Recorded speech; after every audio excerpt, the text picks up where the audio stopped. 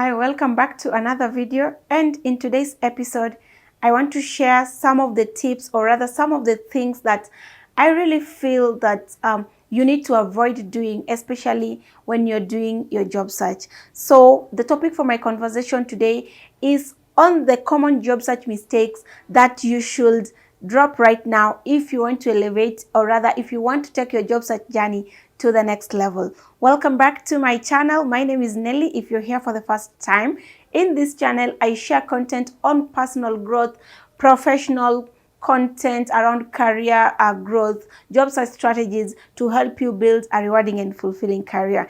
And if you're a returning viewer, welcome back. And if you've not subscribed to this channel, guys, just take a moment to subscribe, put on the notification bell, share this content with your friends so we build this community where we are all about learning. So why did I decide to do this video? Because I interact with people. You know, I create content a lot on LinkedIn. And guys, also, if you've not followed me on LinkedIn, just check out my LinkedIn profile, because I create content on LinkedIn and I get to interact with so many job seekers. And there's a post that I did where I was just trying to bring out the life of a typical job seeker, you know, who says they applied for hundreds of jobs and they only got one interview, which was not successful. And I actually realized from the comment of that post that this is the common story for most people, that job search, honestly, I agree that it's not easy, and I don't want to dispute the fact that job search is quite a competitive process. And that's why I'm here, just to share with you tips on how to make it easy, how to make it effortless, and how to really not get into the trap of the frustrations that come with it.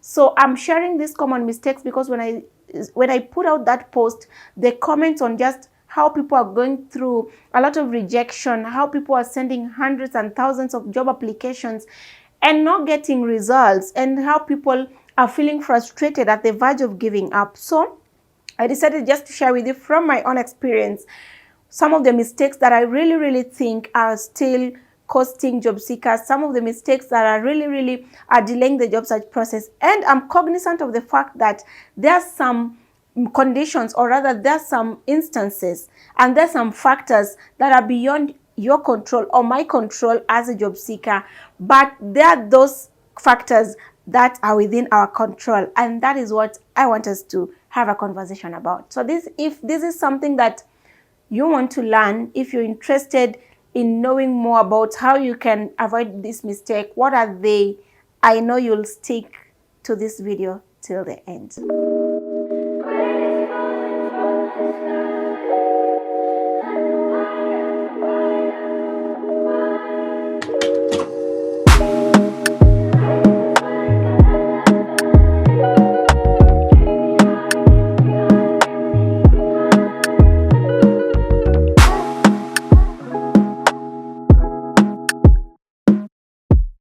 So number one job search mistake, which I really feel is making the job search process really delayed and costing many job seekers, is applying for the wrong jobs. So what is a wrong job? In my view, a wrong job has so many aspects. A wrong job could be a job that you are overqualified for.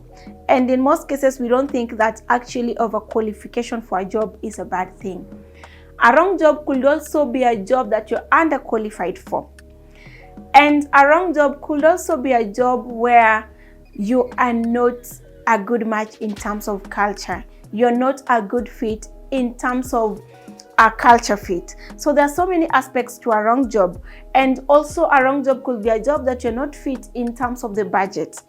Maybe if the job is looking for a budget where what you want is maybe double or triple, then by all means, even if a potential employer was willing to come down to your budget or to go up to your budget, it will pose challenges. So why would it be a wrong job? Why would I say that a wrong job is a job that you're overqualified for? I know somebody's wondering that, why would an employer not take me, or why would a recruiter not take me for overqualified? Thinking that maybe overqualification is a good thing. While it's a good thing, but overqualification has aspects that can bring questions, like an employer may see you as a flight risk. You know, if you're overqualified, then you pose to be really exposed to competition. And also, if you're overqualified for the job, honestly speaking, you're not going to enjoy the job, or you're going to get bored with it so fast. You'll be like, what is it that I'm learning? What new am I learning in this job? At the end of the day, irrespective of what you're making in a job, I really believe in a meaningful work that really gives you purpose as a person. If you're not getting it because the job is not challenging, then you're likely not to stay in that job for long. And that is the fear that an employer has. So that is one of the reasons why overqualification for a job could actually qualify it to be a wrong job for you. So how do you avoid applying for the wrong jobs? Because it is not about quantity, it's about quality. I see people applying for 100 jobs. You have a target. In a day, I want to do 10, which is okay. But my question is, are you qualified for all these 10 jobs? So it's not about the quantity, but it's about the quality of your applications. It's about following the application instructions. As simple as apply for this job by attaching your CV in a PDF format and having the job title as the subject of the application email. That's an application instruction, which is quite important. And there is a reason why the recruiter prefers you to follow those instructions to make it easy for them in shortlisting. A recruiter is using one email where they are hiring for several, maybe 10 plus clients, hiring different jobs. So if you don't put the subject, then it becomes difficult for them during the shortlisting process, especially for people or other companies that are still recruiting manually just through direct emails. So it's quite important that you follow the application instructions.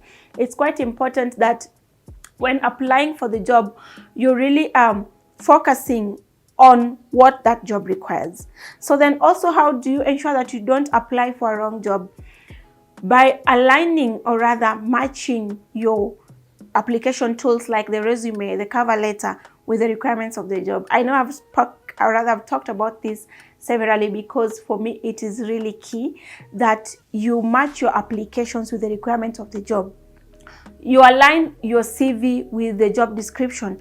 Pick out the key skills that the job wants, the experience that the job wants, the qualifications, and ensure that every time you're applying for a job, tailor-make your CV and your cover letter to every job application. Because I always believe that even if the titles are the same, every company looks at their jobs differently. There's always a different aspect. Even if you're applying for a human resource manager in company A, what company A is looking for in terms of the person may not necessarily be the same thing that company B is looking for, even though they're looking to fill the same role.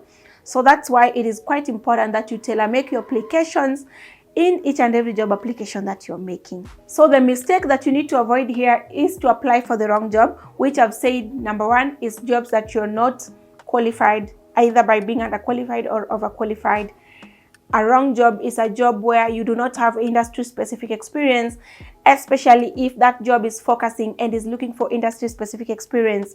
A wrong job is where your pay, or rather your expected salary, is not aligned to what the budget is especially, and in this case is way above what the budget is. And a wrong job could also be a job that requires experience that you don't have. For instance, if it is not an entry-level job, guys, it requires like 5 years of experience and you have 0 experience. To be very honest, it will call for magic for you to be shortlisted in that job. So instead of wasting your time sending 100 applications, please ensure that you apply for jobs where you qualify. And as I finish this point, a disclaimer: this does not mean that you have to meet 100% requirements for that job. You may at least, I always say that if you qualify for a job above 50% technical qualification, then it is okay to apply for it. But if you don't meet anything close to that, please don't apply for it, because to be very honest,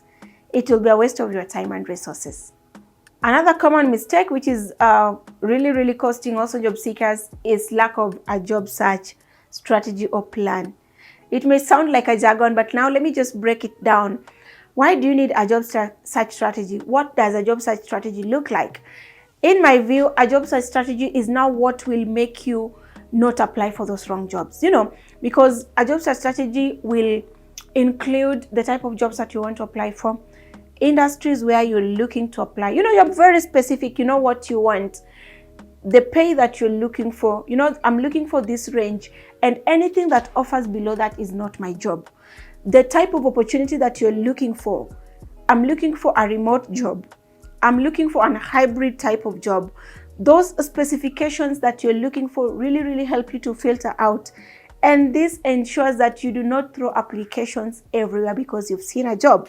So lack of a job search strategy. A job search strategy and a plan helps you to be more specific and to target the right jobs that you're looking for.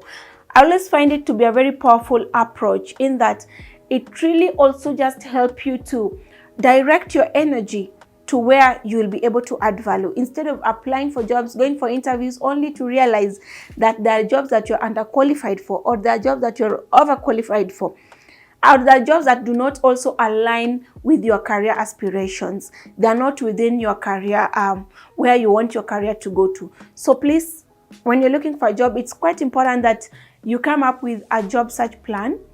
These are the jobs that I want to apply for. These are the companies that I want to apply to. This is the salary that I'm looking for. These are the benefits I'm looking for.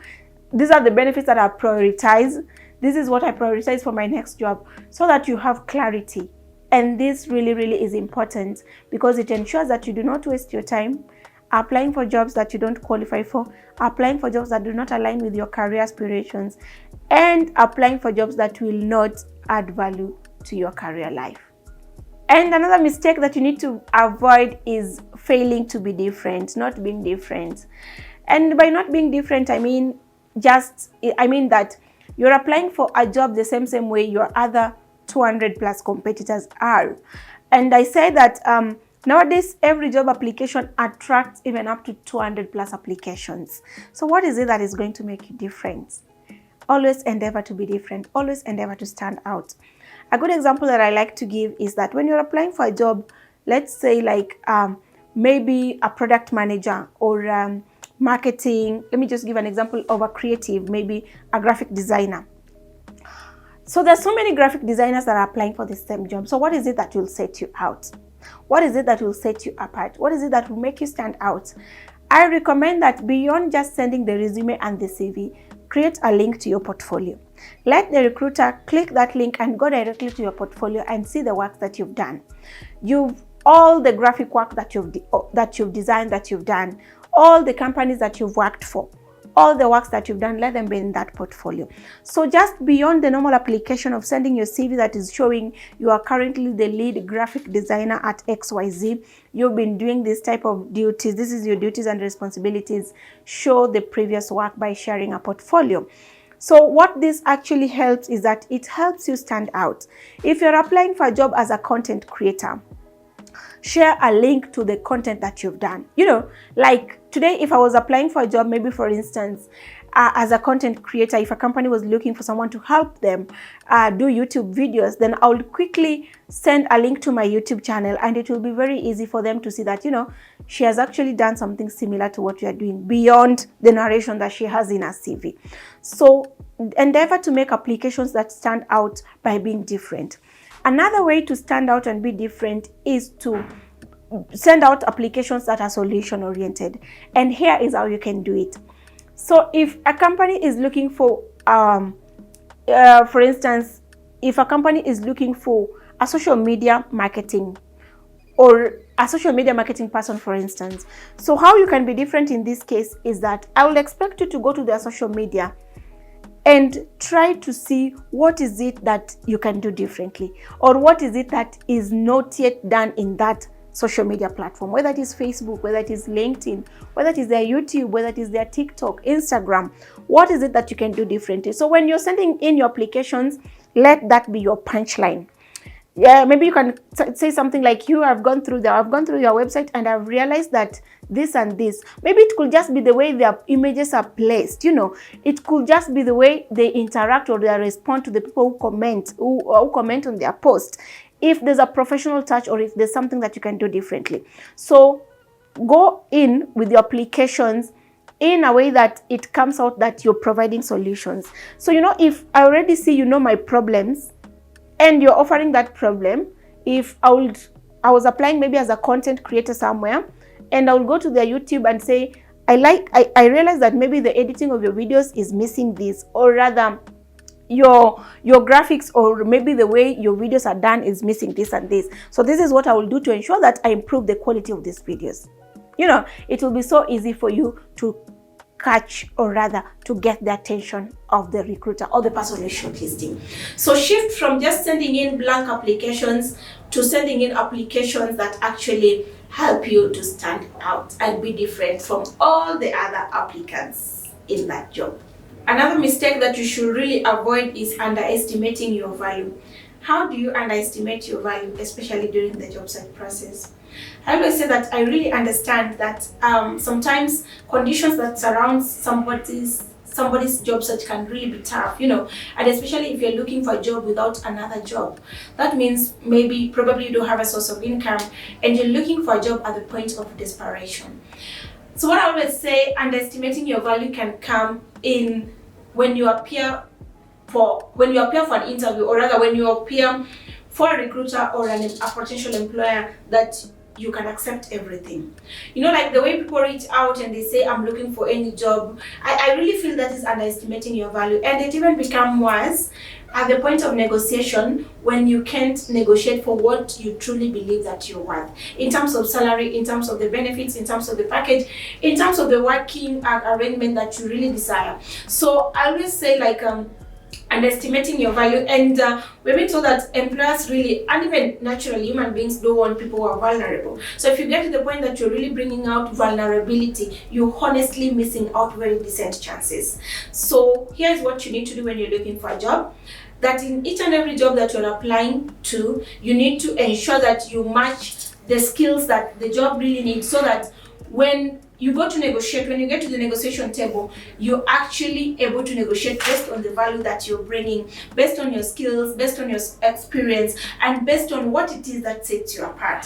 So what you need to do is to just clearly define the skills, the strengths that you have, the uniqueness that you have, even in terms of, even whether it is even in terms of personality. You know, there are also some personalities that are really unique, that will automatically tell somebody that this is somebody who I can grow into a leader in the next few years, and that's a good resource to have. So define clearly what your strengths are, what your value is, what is the unique thing that you're bringing to that job, and use that to negotiate for what you deserve courageously and confidently.